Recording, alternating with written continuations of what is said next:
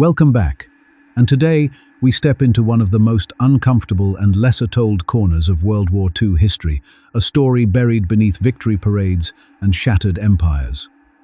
It is 1945. Berlin is burning, the Third Reich is collapsing, and the Red Army is marching west with the weight of 27 million Soviet dead behind every step. In the chaos that followed the fall of Nazi Germany, justice, revenge, and raw human emotion often became indistinguishable. Among the ruins were the women who had served the SS guards, clerks, nurses, and loyal believers in a regime that had just crumbled overnight.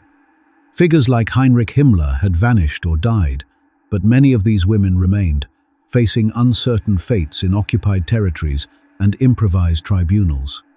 Diaries, testimonies, and scattered military reports reveal moments both tragic and disturbing, where ideology met retribution. This is not a tale of heroes or villains alone. It is a glimpse into the moral fog that lingers when wars end, but hatred does not.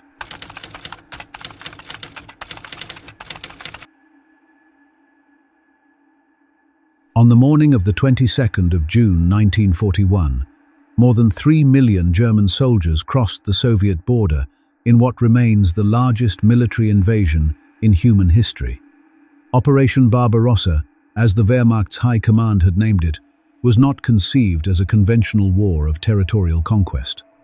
It was, from its very inception, a war of annihilation, a Vernichtungskrieg designed to destroy the Soviet state, enslave its peoples, and remake the vast expanse between the Vistula and the Urals into a colonial empire for the so-called Aryan race. Adolf Hitler had made this explicit in private meetings with his generals months before the first shot was fired. "This is a war of extermination," he told them in March 1941. The rules of conventional warfare, he made clear, would not apply. What followed over the next 4 years was a catastrophe of almost incomprehensible scale. The Eastern Front became the deadliest theater of operations in the history of warfare. By the time it ended in May 1945, an estimated 27 million Soviet citizens had perished, soldiers, partisans, prisoners of war, and civilians alike. German military losses on the Eastern Front dwarfed those on every other front combined, with approximately 4 out of every 5 Wehrmacht soldiers killed in the war dying in the East.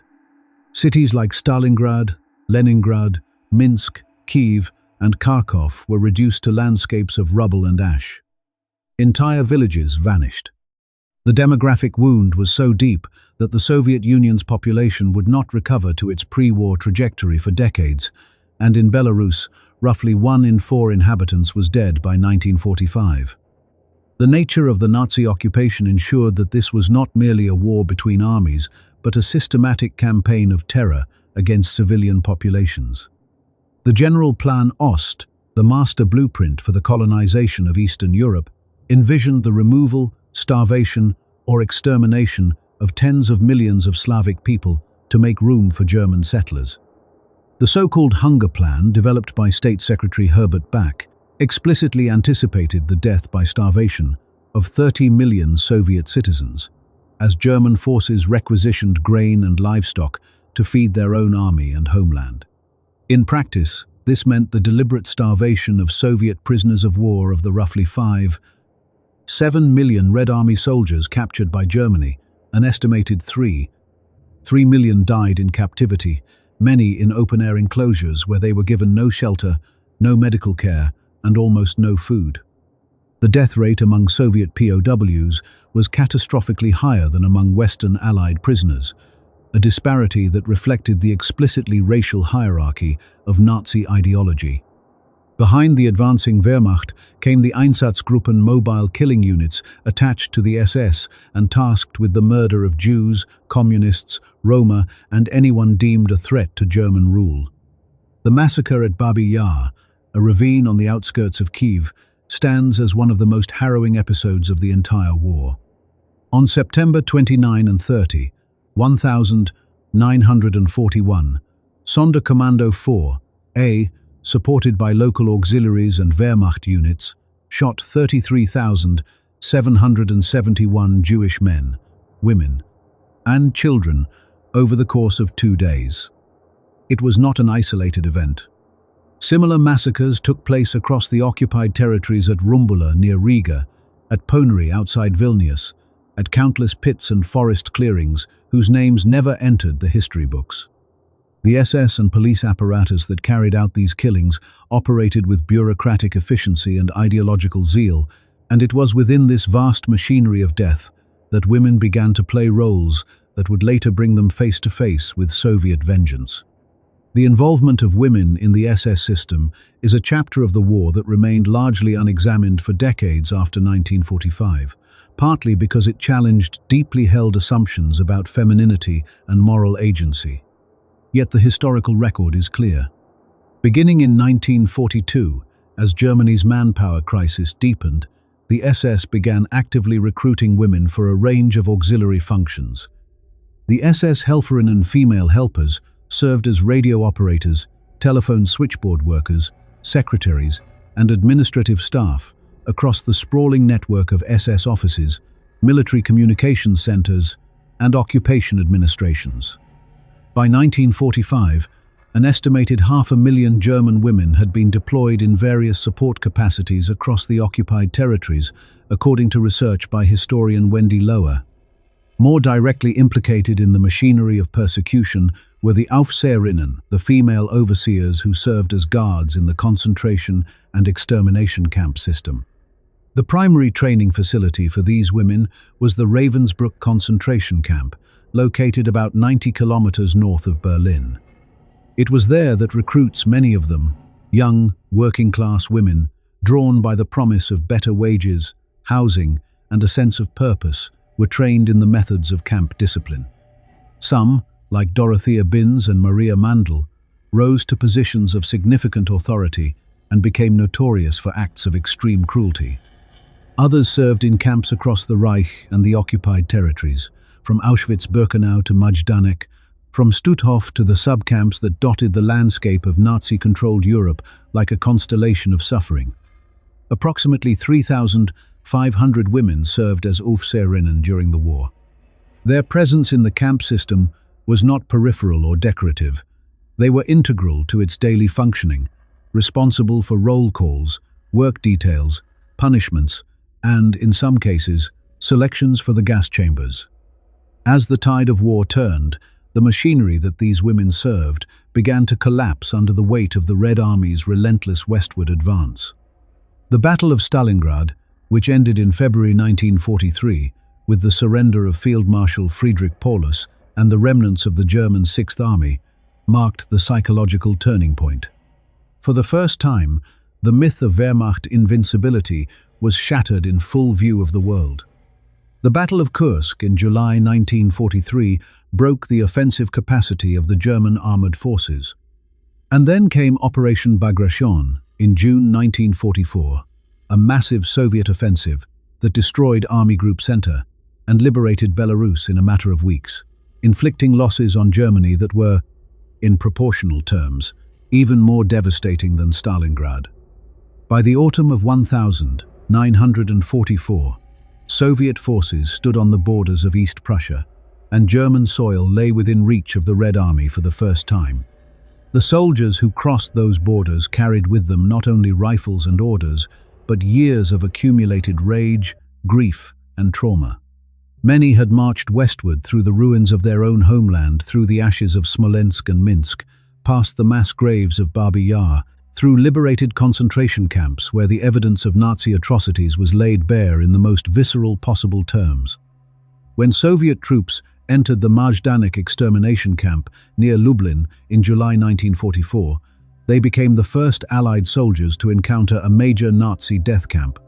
The gas chambers, the crematoria, the warehouses full of shoes and human hair, all of it was documented, photographed, and reported. The psychological impact on the soldiers who witnessed these horrors cannot be overstated. Vasily Grossman, the Soviet war correspondent who accompanied the Red Army across the front, wrote of the liberators' reactions with devastating clarity. "There are no words to describe what happened here," he wrote after visiting Treblinka. "And it is impossible to remain silent." Soviet propaganda, meanwhile, was doing everything in its power to ensure that silence was not an option. The writer Ilya Ehrenburg, perhaps the most influential propagandist of the Soviet war effort, published articles in the military newspaper Krasnaya Zvezda, Red Star, that called on soldiers to take personal vengeance against the Germans. "Kill the German," Ehrenburg wrote in a 1942 article that became one of the most widely circulated texts of the war. "Every time you see a German, kill him." His writings portrayed all Germans, soldiers and civilians, men and women, as collectively responsible for the horrors inflicted on Soviet soil.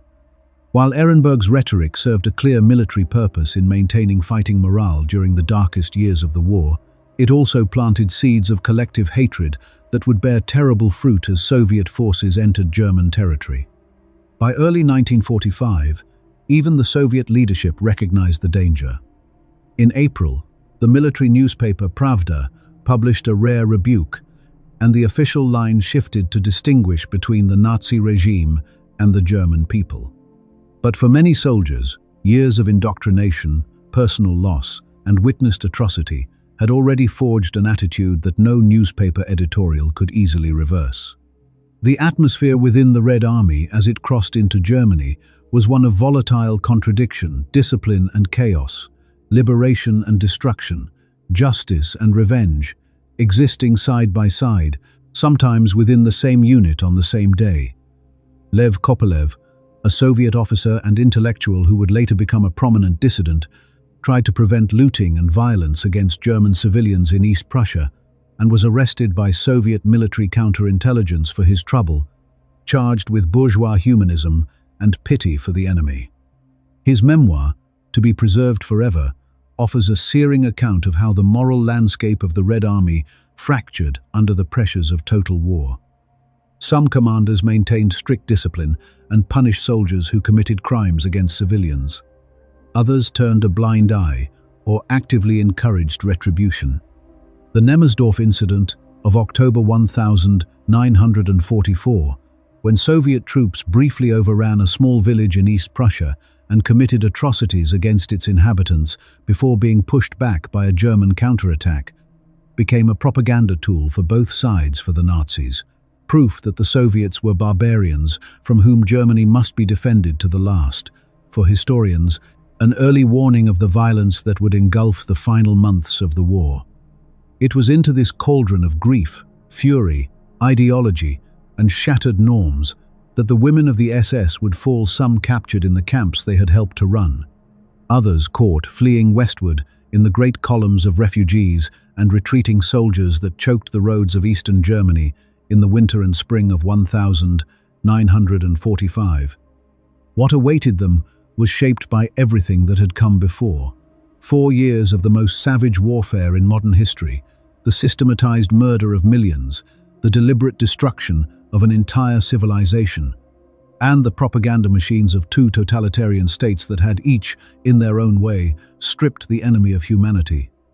The reckoning that followed was born not in a vacuum but in a storm whose origins lay deep in the ideological hatreds, racial fantasies, and industrialized violence that had turned the Eastern Front into a graveyard of nations.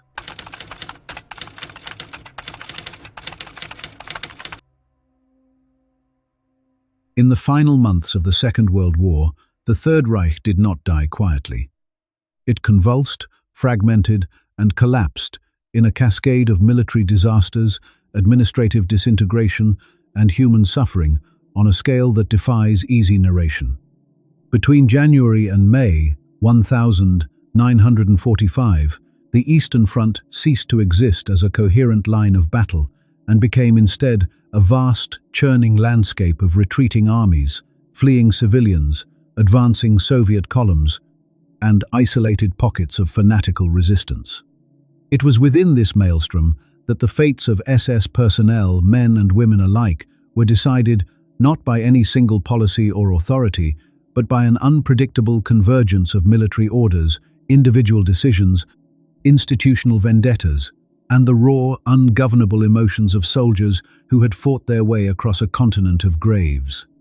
The speed of the Soviet advance in early 1945 caught much of the German apparatus off guard, despite the obvious trajectory of the war. When the Vistula-Oder offensive launched on the 12th of January 1945, Marshal Georgy Zhukov's forces shattered the German defenses in Poland and advanced over 500 kilometers in barely 3 weeks, reaching the Oder River by early February. The administrative and security infrastructure of the SS, which had operated with meticulous bureaucratic order for years, began to unravel. Camp commandants received contradictory instructions. Some were told to evacuate prisoners westward on the infamous death marches, others to destroy evidence, others still to hold their positions. In this chaos, many female SS auxiliaries and Aufseherinnen found themselves stranded, cut off from the chains of command that had defined their wartime existence.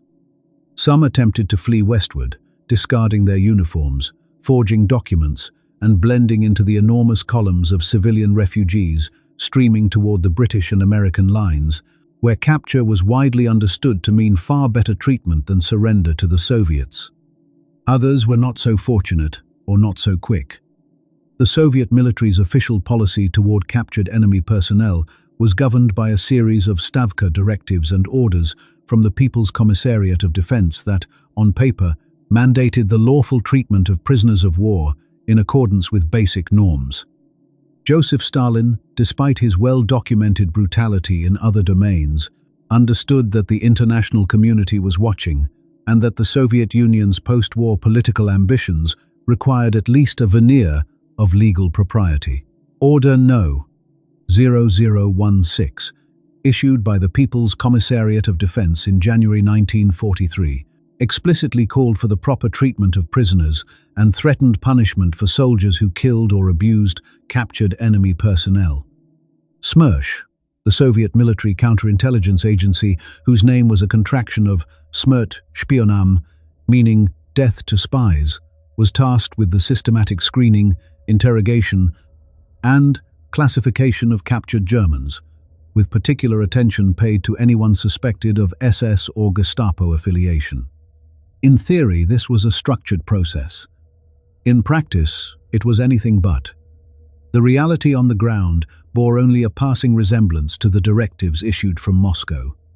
Soviet frontline units in the spring of 1945 were an amalgamation of battle-hardened veterans, recent conscripts, former partisans, and soldiers who had endured years of losses that no policy document could address. When these men encountered SS personnel, identified by their distinctive rune tattoos, their uniforms, or the testimony of liberated prisoners and local civilians, the reactions ranged across a wide and often violent spectrum. The SS, regardless of gender, occupied a unique category of hatred in the Soviet military imagination. They were not merely enemy soldiers, they were the embodiment of the ideological and racial war that had devastated the Soviet homeland. Liberated concentration camp prisoners, forced laborers, and Soviet POWs who had survived German captivity often served as both witnesses and catalysts, pointing out their former tormentors, in some documented cases, participating in acts of immediate retribution before any formal process could intervene. For female SS members specifically, capture presented a distinctive and layered set of dangers. Numerous testimonies collected in the post-war decades describe scenes in which identified Aufseherinnen were subjected to public humiliation, beatings, and forced labor immediately upon capture. In some instances, liberated prisoners, particularly women who had suffered under these very guards, took matters into their own hands before Soviet soldiers could intervene or chose to intervene. The historian Daniel Patrick Brown, in his study The Beautiful Beast, The Life and Crimes of SS Aufseherin Irma Grey's, documented accounts of camp liberations in which guards were beaten, stripped of their clothing, or forced to perform the degrading tasks they had once imposed on prisoners. These acts of immediate, visceral retribution existed in a grey zone between spontaneous revenge by victims and the tacit or explicit permission of Soviet military personnel who felt little inclination to protect those they viewed as war criminals. Yet it would be a distortion to suggest that uncontrolled violence was the universal experience.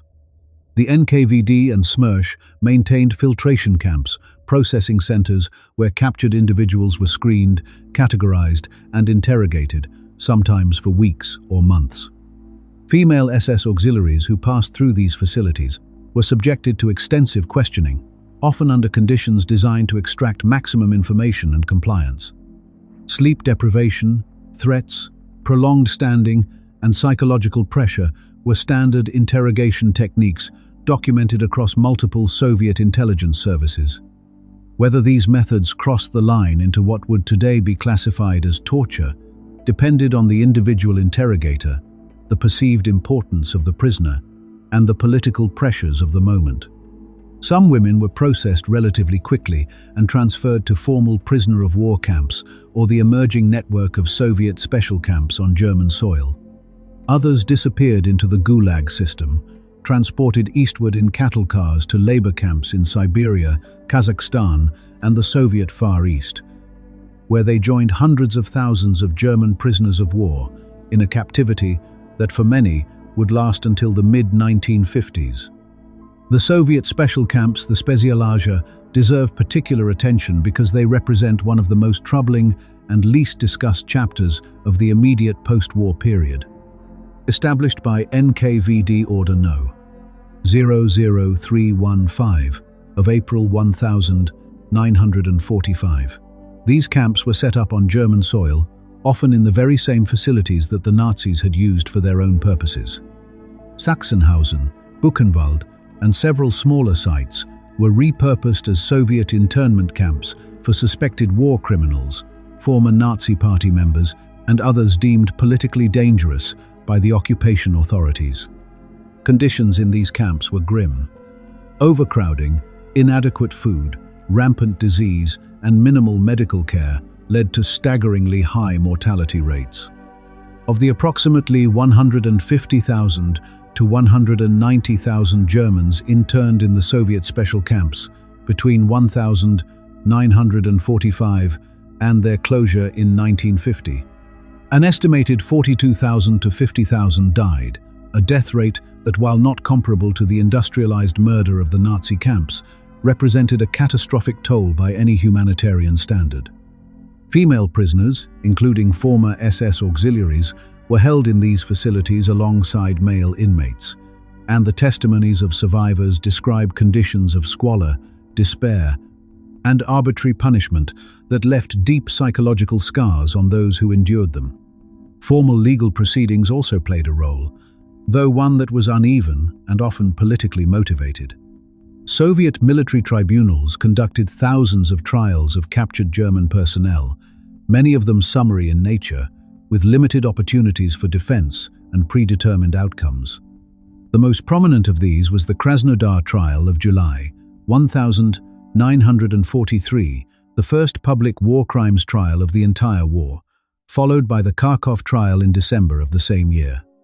While these early proceedings focused on male defendants and local collaborators, later tribunals did include female SS members, particularly those identified as guards at camps liberated by Soviet forces.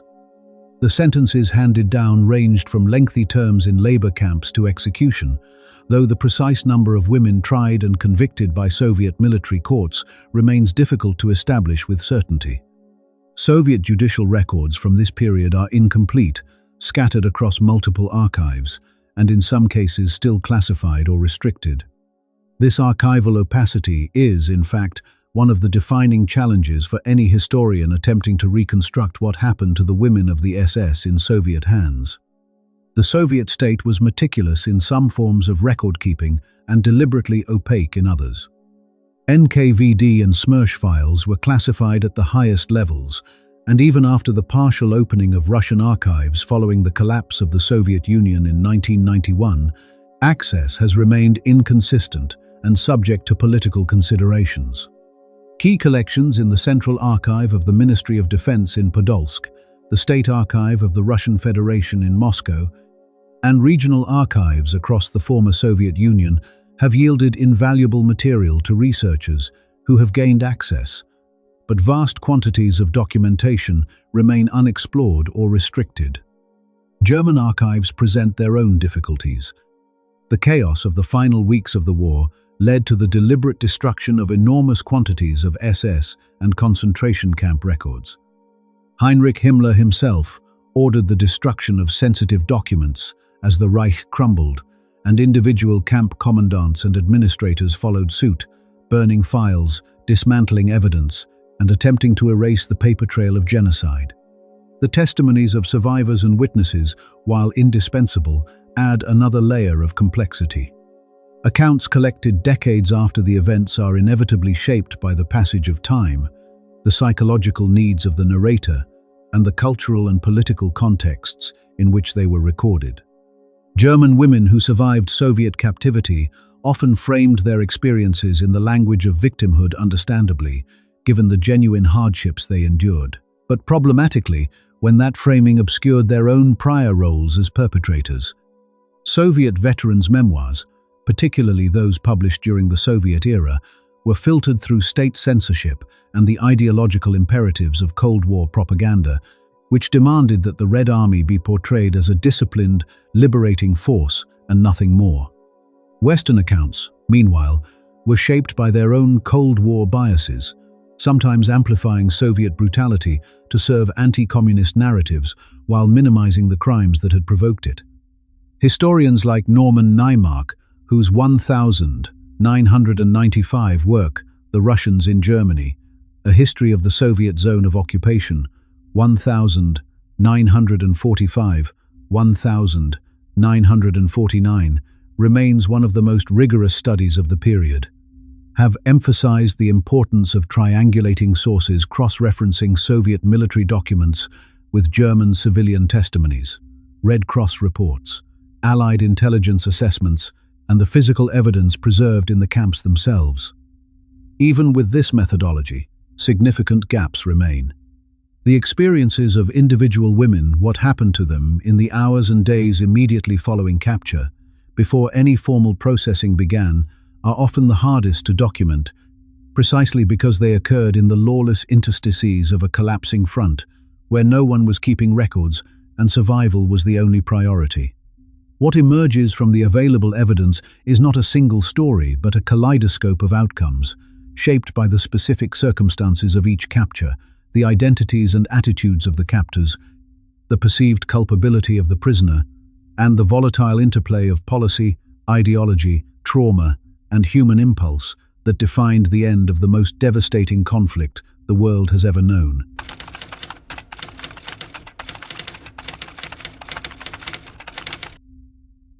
When the guns finally fell silent across Europe in May 1945, a different kind of war began. One fought not with tanks and rifles, but with documents, testimonies, legal codes, and competing national memories. For the women who had served the SS apparatus in roles ranging from concentration camp guards to radio operators and administrative clerks, the end of the Third Reich did not mark a clean break from the past. It marked the beginning of a long, uneven, and often contradictory process of judgment that would stretch across decades and, in many ways, remains unresolved to this day. The most immediate reckoning came through military tribunals. The British-led Belsen trial of September 1945, held in Lüneburg, was among the first to place female SS auxiliaries in the dock alongside their male counterparts. Irma Grese, only 22 years old, stood accused of selections, beatings, and sadistic treatment of prisoners at both Auschwitz and Bergen-Belsen. She was sentenced to death and hanged on the 13th of December 1945. Dorothea Binz, the deputy chief wardress at Ravensbrück, faced a similar fate in the Hamburg-Ravensbrück trials that began in 1946. Binz was executed on the 2nd of May, 1947. These early trials gave the impression that justice would be swift and unsparing regardless of the perpetrator's sex. But that impression was misleading. In reality, the legal treatment of female SS members diverged sharply from that of men, as the initial fervor of post-war justice gave way to the political calculations of the Cold War. The denazification process, administered differently across the 4 occupation zones, was designed to categorize former Nazis into 5 groups, ranging from major offenders to exonerated persons. Women, however, were frequently classified in the lower categories. Prevailing assumptions about femininity, deeply embedded in both Western and Soviet legal cultures, made it difficult for prosecutors and tribunals to accept that women could have been willing, enthusiastic participants in genocide. Many female guards and auxiliaries presented themselves as mere followers, women who had no choice, who were simply doing clerical work or following orders. In a striking number of cases, these defenses succeeded. By the late 1940s, as the Western Allies shifted their focus from denazification to rebuilding West Germany as a bulwark against Soviet expansion, thousands of cases were quietly shelved, amnestied, or downgraded. Women who had wielded whips over prisoners in 1944 were, by 1950, living unremarkable lives in the newly founded Federal Republic, their pasts buried under the collective silence of the Wirtschaftswunder, the German economic miracle. The Soviet zone followed its own logic. The USSR operated a network of so-called special camps, some of them chillingly located within the very concentration camps the Nazis had built, Sachsenhausen and Buchenwald among them. Thousands of Germans passed through these camps between 1945 and 1950, including former SS personnel, alleged Nazi collaborators, and, in many cases, people whose only crime was political inconvenience to the new order.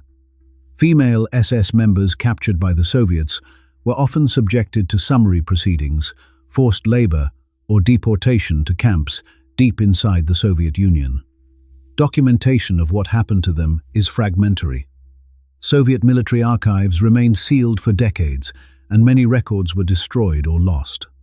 What we do know comes largely from the testimonies of survivors who returned to Germany in the 1950s, their accounts shaped by years of trauma, Cold War politics, and the understandable desire to cast themselves as victims rather than perpetrators.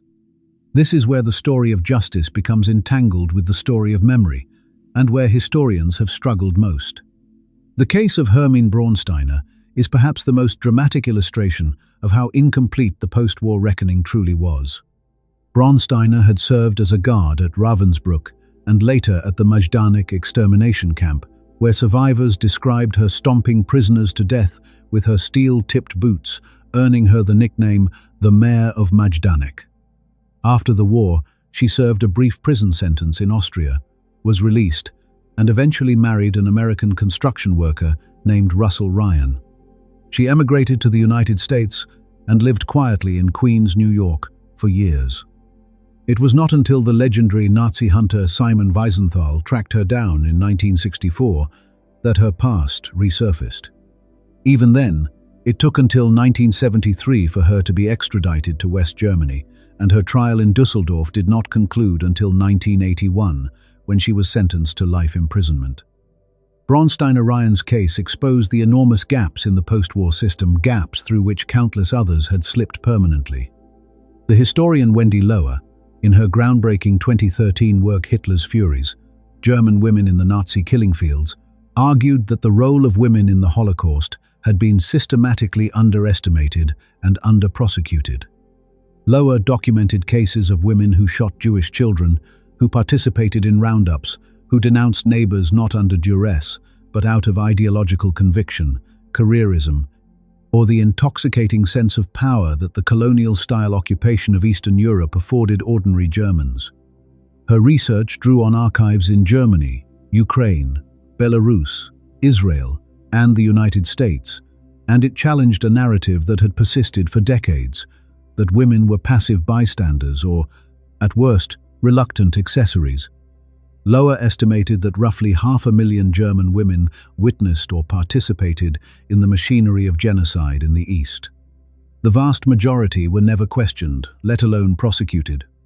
The opening of Soviet and Eastern Bloc archives after 1989 transformed the field. Suddenly, historians had access to interrogation records, NKVD reports, military tribunal proceedings, and camp administration files that had been locked away for nearly half a century. Researchers like Andreas Hilger and Norman Naimark began to reconstruct what had happened in Soviet captivity with far greater precision than had previously been possible.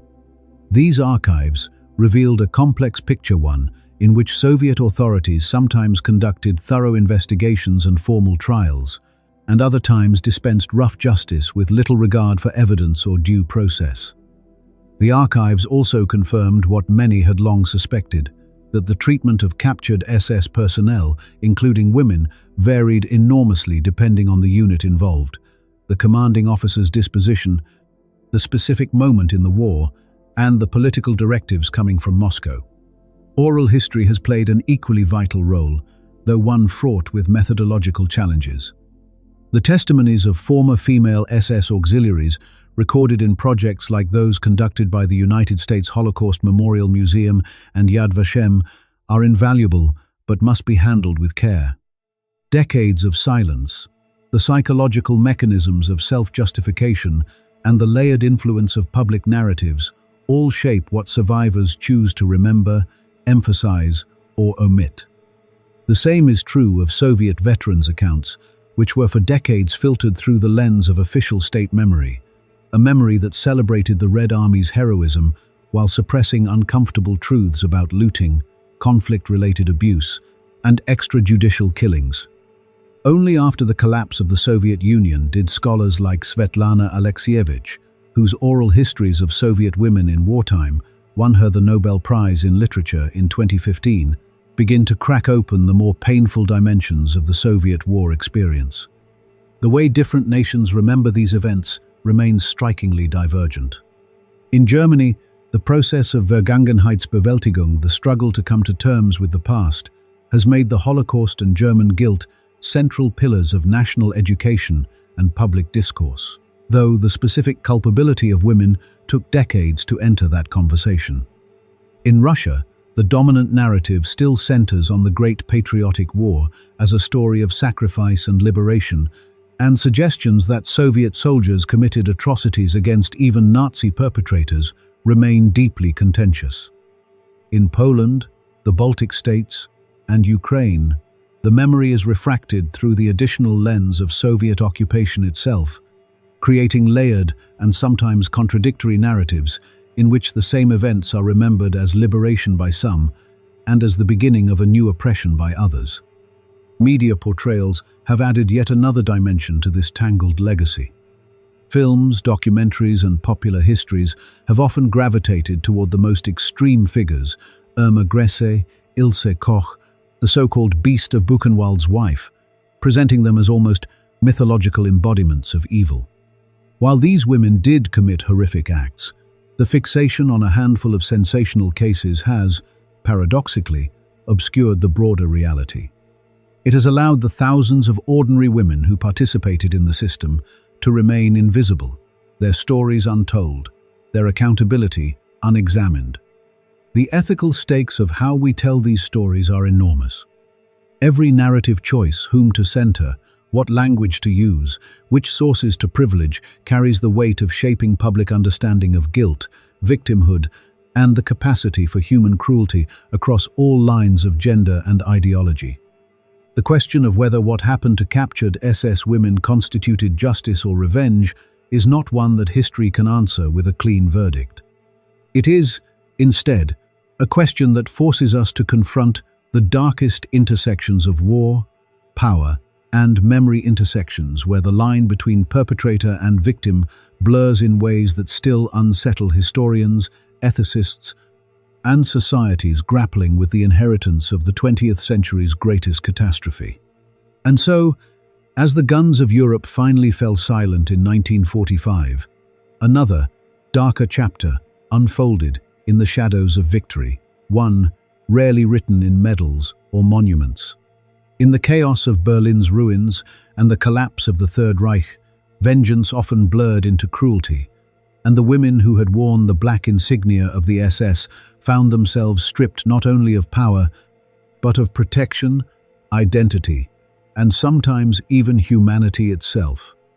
History remembers generals and treaties, but it also whispers of prison cells, secret trials, and disappearances that never made the headlines.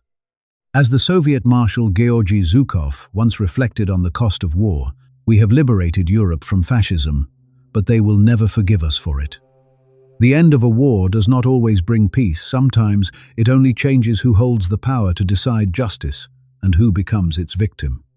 Thank you for watching, and until next time, remember, history is not only what was won, but what was endured and what was never fully told.